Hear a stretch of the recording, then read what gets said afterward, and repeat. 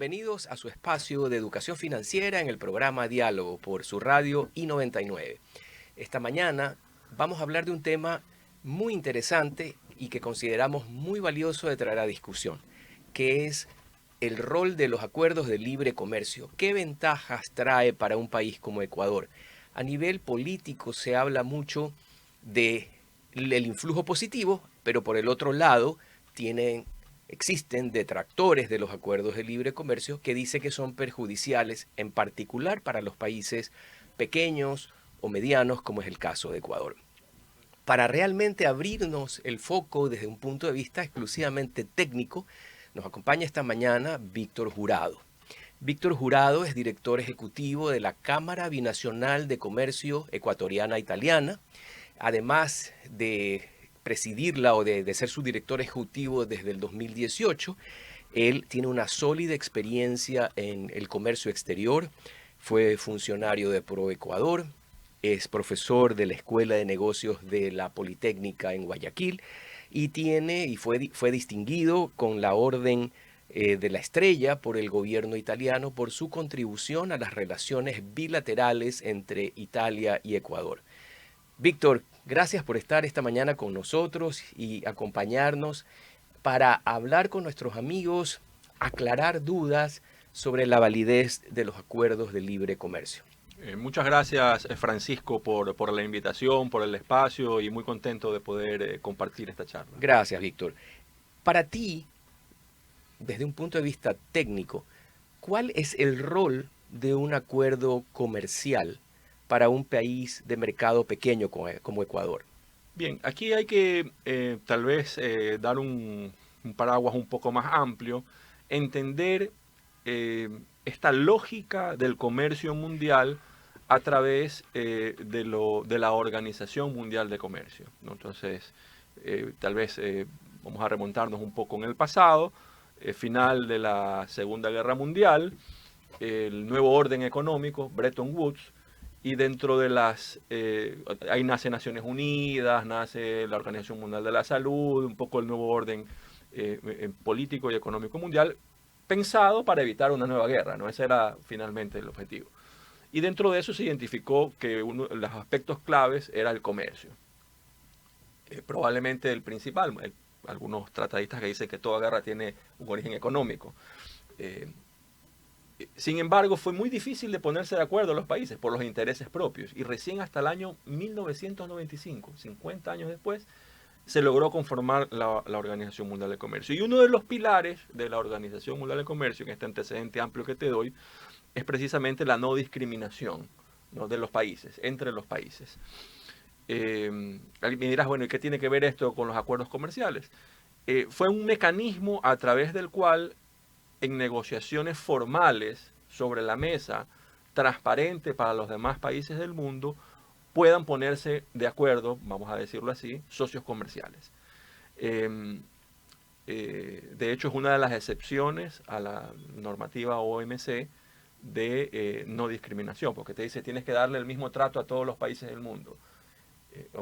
El trato de nación más favorecida, MNF, que se llama en términos técnicos. ¿Cómo hago con mi socio comercial, con quien quiero profundizar una relación? Bueno, a través de un acuerdo comercial. Se sientan y escriben los términos sobre los cuales van a negociar. ¿Cómo aterrizo esto a un país? Pequeño o grande. Yo les pongo el ejemplo de integración comercial tal vez más exitoso que ha existido en la historia, que es la Unión Europea. Países que durante cientos de años pelearon entre ellos, guerrearon, llegaron al punto de casi exterminarse y encontraron que la mejor forma de encontrar el desarrollo conjunto era a través del comercio, ¿sí? Y esta oportunidad se abre también a los demás países del mundo a través de tratados comerciales. Desarrollo por la vía de un comercio organizado. Qué interesante, Víctor. Y apartándonos del espectro ideológico, porque lamentablemente este tema, y perdón lo que voy a decir, está como bastante manoseado. Por un lado tú tienes los libertarios o hiperliberales que creen que todo debe ser comercio sin ninguna barrera, y del otro lado del espectro tiene gente que sataniza los acuerdos como perjudiciales, que son, que tienen efectos draconianos, contrarios a los intereses de las soberanías de los Ujú, países, sobre todo más débiles. Pero yo creo que dato mata relato. ujú. Si tú pudieras contextualizar cuáles son las variables económicas que te pueden ir sustentando la validez de estos acuerdos. Bien, hay varios indicadores que se pueden tomar, varios proxies, decimos los economistas, ¿no?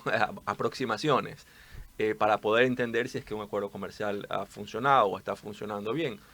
El primero, el más evidente, es el que tiene que ver con comercio, es decir, el monto de exportación e importación. Alguien dirá, bueno, ¿qué importa que sea más o menos? No, sí importa porque detrás de esto viene actividad económica, ¿no? Entonces, el segundo indicador que viene de la mano, que podríamos utilizar, no es directo, siempre son aproximaciones, podría ser el PIB de la economía, ¿no? Es decir, cómo va creciendo la economía.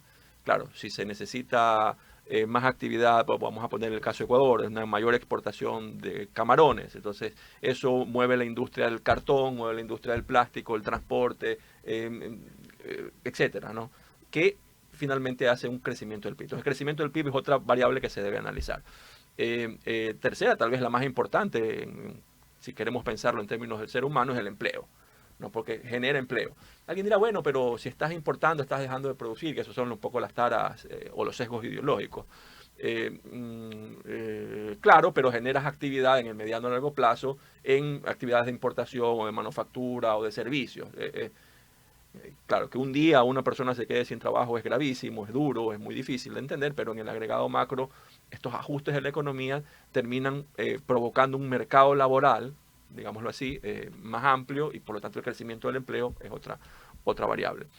Eh, y luego tenemos otras que son un poco más indirectas. Podríamos hablar de la inversión extranjera, podríamos hablar de grados de inequidad, de índices de Gini, de inequidad de distribución del ingreso dentro de una misma sociedad, ¿no? Que no haya el rico muy rico y los pobres muy pobres, que haya una distribución un poco más uniforme. Todas estas variables se pueden utilizar para aproximar en un modelo econométrico, si se quiere, pero también por separado, que los acuerdos comerciales han sido exitosos.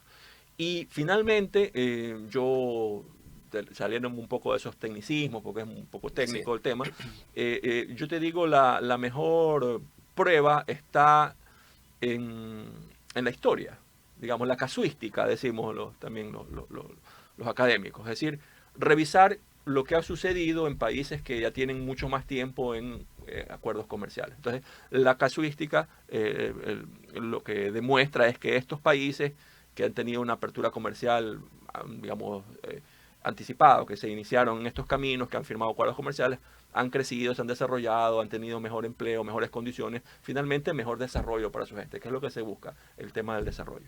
Qué interesante, porque como dije hace un momento y tú me lo has corroborado, esto está lleno de sesgos ideológicos, pero la data y el desarrollo que se puede palpar luego de la aplicación varios años, evidentemente varios Ujú. años, un margen de historia que tienes que tú poder evaluar para saber si estos acuerdos tienen efectividad. En el caso de Ecuador, concretamente el acuerdo con la Unión Europea, que más o menos tiene ya unos, tú me dirás cuántos años, a este momento no me acuerdo con precisión, pero ¿qué cambios estructurales produjo a nivel de los exportadores e importadores desde la entrada en vigencia del acuerdo con la Unión Europea? ¿Qué significó en esas variables que tú justamente has mencionado, económicas o econométricas, pero también sociales? ¿Qué trajo para Ecuador como beneficio o cambios el acuerdo con la Unión Europea? Sí, para nuestro país el acuerdo comercial con la Unión Europea es sin duda un icónico, bueno, es un hecho importante con las décadas, con los años, y se estudiará luego en los libros de economía, de historia, ese momento y su impacto. Ha pasado 8 años, en 2017 arrancó su vigencia, en enero de 2017, y sin embargo ya se ven resultados.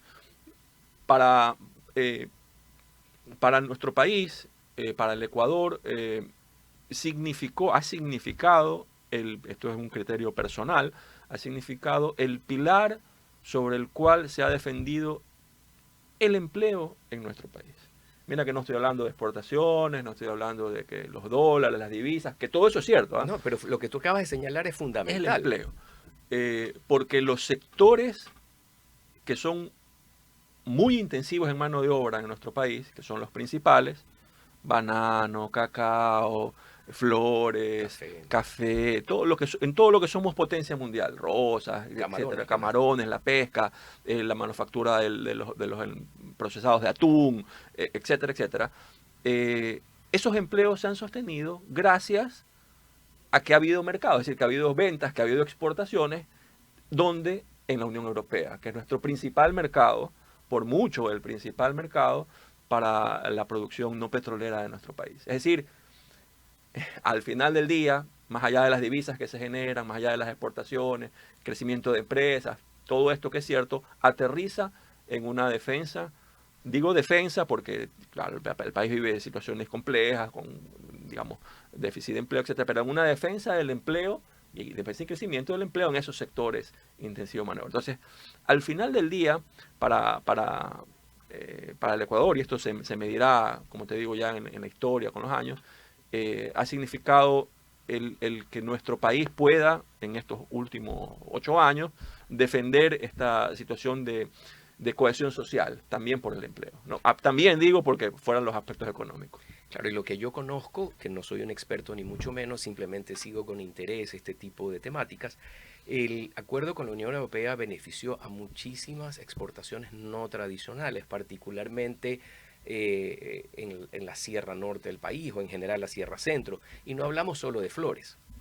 Corrígeme, Víctor, si estoy errado, por favor. Efectivamente, la Unión Europea en una visión, digamos, con una visión amplia, precisamente de, de desarrollo a través del comercio. Así es como lo ve Europa.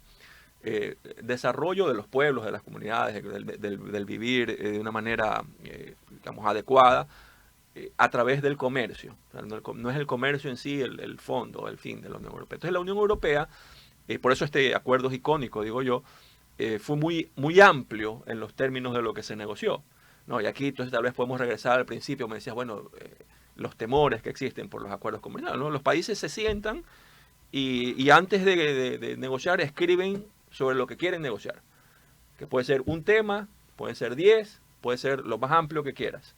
Y se ponen de acuerdo sobre lo que van a conversar, que son obviamente los intereses mutuos. La Unión Europea en ese aspecto fue muy generoso en términos de que en esa negociación, que fue larga, que fue difícil, que tomó casi 10 años, le dio apertura al Ecuador, le abrió su mercado, digamos, abrió el mercado de los 28 países en ese momento, hay 27 de la Unión Europea, para el 99.7% de la oferta de Ecuador, el 100% en realidad. Y le dijo acceso inmediato a todos los productos del Ecuador, desde el banano típico o del camarón que ya se vendían, hasta la quinoa, hasta los procesados de frutas exóticas, hasta las artesanías, etcétera, con 0% de arancel. 0%. Entonces ellos dijeron, Ecuador, necesitas desarrollar, estás en un problema social enorme. Es a través del comercio. Nosotros somos el mercado. A nosotros nos interesan tus productos. También no lo hacen Claro. digamos, por altruistas, ¿no? Entonces nos interesan tus productos, creemos, confiamos en la calidad y en los valores que representan tus productos. Te ofrecemos nuestro mercado, 0% inmediato, acceso inmediato al 0%. E incluso acceso ya negociado y pactado a productos que aún nos falta por desarrollar. Qué Sí, interesante. entonces nos dice, mira Ecuador, no nos quedamos solamente en los commodities, ¿no? En las frutas, en los productos alimenticios, que son como muy tradicionales, muy commodities.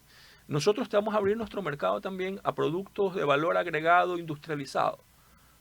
Yo qué sé, pastas de harina de quinoa, por ejemplo, estoy inventándome. Lo que tú deseas desarrollar. Y desde ahora, desde el 2017, desde el 2007, ya está con 0% de arancel y con acceso. Porque no solamente el arancel, es también el acceso fitosanitario, que ese es otro, podemos hacer un programa también de eso, otro tema muy Pero sí interesante. me gustaría tratarlo cuando termines eso. Sí. Claro, claro. Entonces se abrió un aspecto muy importante para la exportación no petrolera tradicional y lo no tradicional. Sierra Centro se ha beneficiado, ha sabido, digamos, a utilizar estas ventanas, también en el resto del país, con los superfoods que se llaman, ¿no? Quinoa, chía, tal, las frutas exóticas, están los dragon fruit y otras que no eran, digamos, de tradicional exportación del país. Pero qué interesante. Todos sabemos, porque, a ver, los europeos se caracterizan por tener estándares, te diría tal vez mundialmente los más altos, en temas fitosanitarios, en temas de la calidad y el cuidado que deben tener los productos, tanto a nivel de sus componentes como ya el producto final, por así decirlo. Eh, y solamente como un ejemplo para graficar lo que yo quiero preguntarte.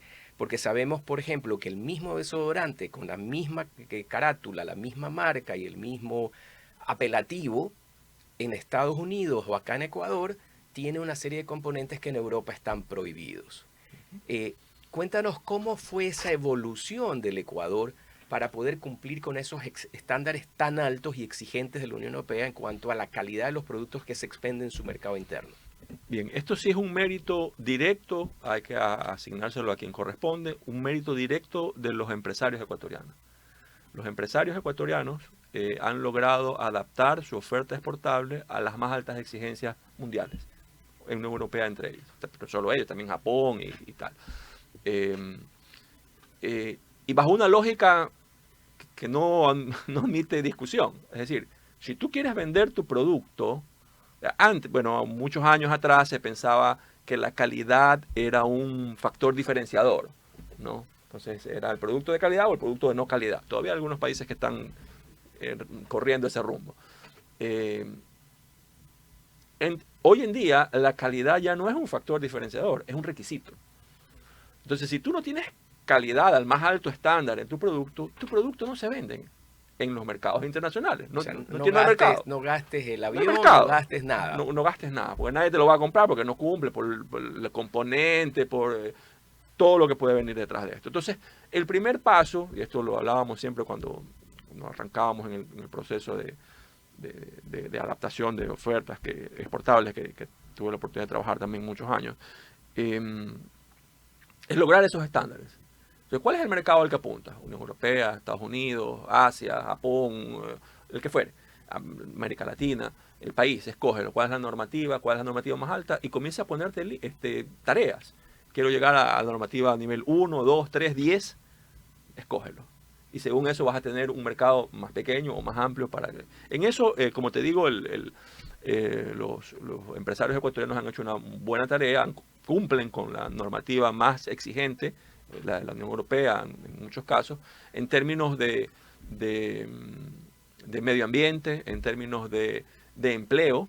Somos uno de los países que mejor cumple normativa, esto hay que decirlo con orgullo, porque este es nuestro país, de no trabajo infantil, de empleo siempre con formalidad, de mejores niveles salariales, aunque a veces es a quienes se quejan de este tema, pero esos temas son importantes para estos mercados de responsabilidad social y por supuesto de la altísima calidad de los productos, ¿no? Que no es intrínseca solamente por la ubicación geográfica, este mito, ¿no? Bueno, que no es tan mito, también es realidad de que por la bendición de los dioses, toda semilla que se siembra produce y siempre es lo mejor.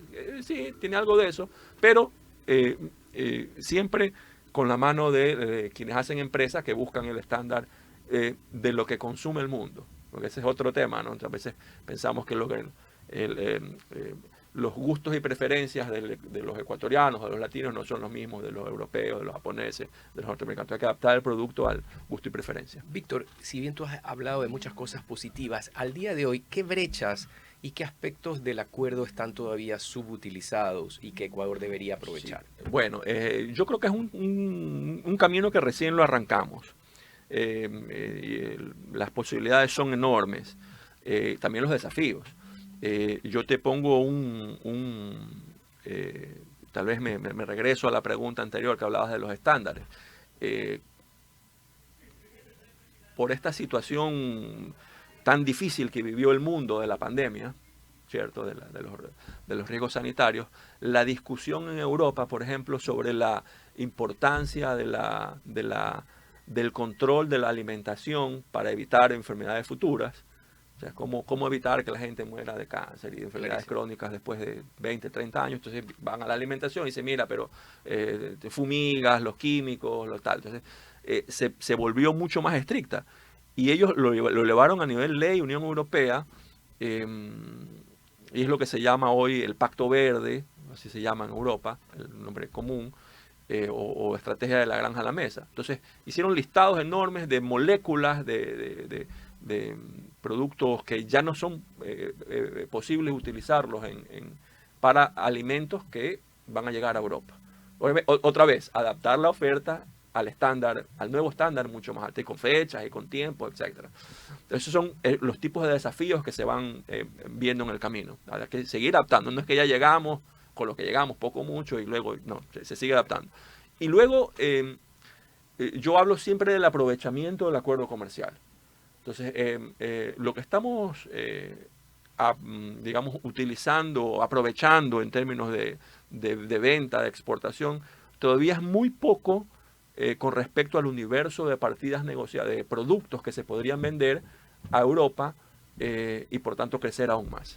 Víctor, yo no quiero cerrar esta interesante entrevista que hemos tenido el gusto de compartir contigo el día de hoy sin que nos hables de la Cámara, brevemente, de la Cámara Binacional de Comercio Ecuatoriano-Italiana y de lo que implica o significa Italia en esta relación bilateral comercial, desarrollo de tecnología. Se habla hace pocos días de la oferta de empleos que está dando Italia para los ecuatorianos.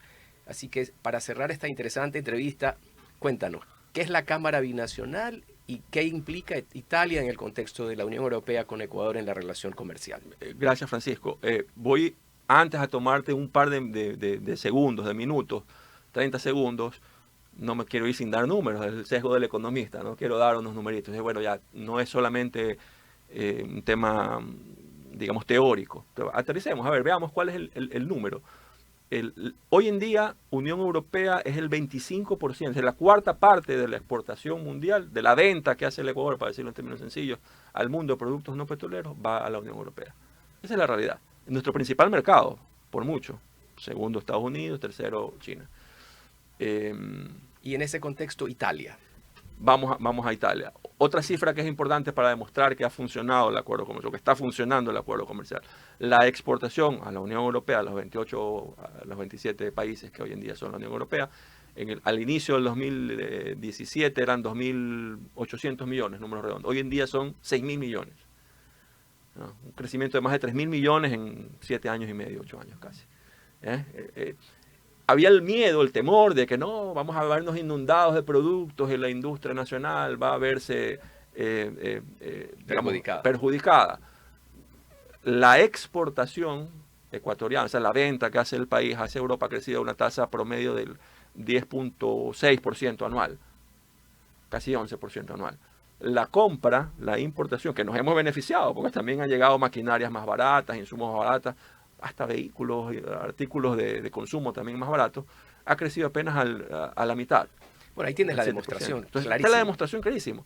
El superávit comercial que hoy día existe, que pasó de ser 700 millones de dólares, era el superávit en el 2017. Hoy en día es 3.000 millones. Quiere decir, favorable al Ecuador. Es decir, el Ecuador es uno de los países que mejor ha aprovechado el acuerdo comercial. Víctor, para cerrar, porque aquí ya me quieren casi que votar del estudio, Italia, ¿qué significa para Ecuador y la Cámara? Bueno, en 2 segundos. Claro, digo yo siempre que Italia es la puerta de acceso a la Unión Europea, por la afinidad que existe de las culturas, de la cultura ecuatoriana con la cultura italiana, la ascendencia que muchos ecuatorianos tienen, familiar incluso, con estas raíces, y a través de esta puerta de acceso llegar a los 27 países de la Unión Europea. La Cámara de Comercio Binacional Ecuatoriano-Italiana que represento se convierte en una herramienta para potenciar esas oportunidades que hemos hablado, que hemos un poco mencionado en el acuerdo comercial para empresas ecuatorianas en el mercado europeo. ¿Cómo? Hay varios mecanismos, la búsqueda de contrapartes, de clientes obviamente, pero no solamente de clientes, también de proveedores, de proveedores validados, certificados, de precios, de relacionamiento los temas de manejo ya técnico, aduanero, comercial, que siempre son, digamos, un desafío para las empresas. La Cámara se convierte, yo digo, en este dínamo que mueve, que potencia el crecimiento de la relación comercial con Europa a través de Italia.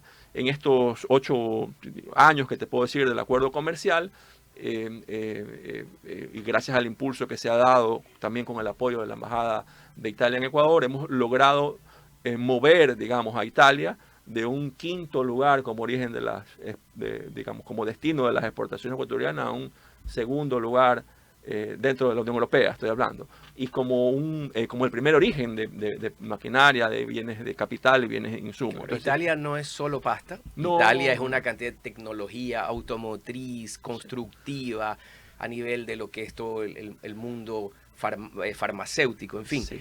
Qué interesante, Víctor, y me voy a concluir hoy con una frase que dije hace un rato. El dato mata relato, y tú nos has provisto de cifras tremendamente interesantes que le presentan a nuestros amigos justamente los beneficios de este tipo de acuerdos realizados, analizados y negociados con inteligencia y con sentido patriótico. Víctor, muchísimas gracias por estar esta mañana con nosotros. A ustedes, amigos, gracias por su sintonía y nos vemos la siguiente semana.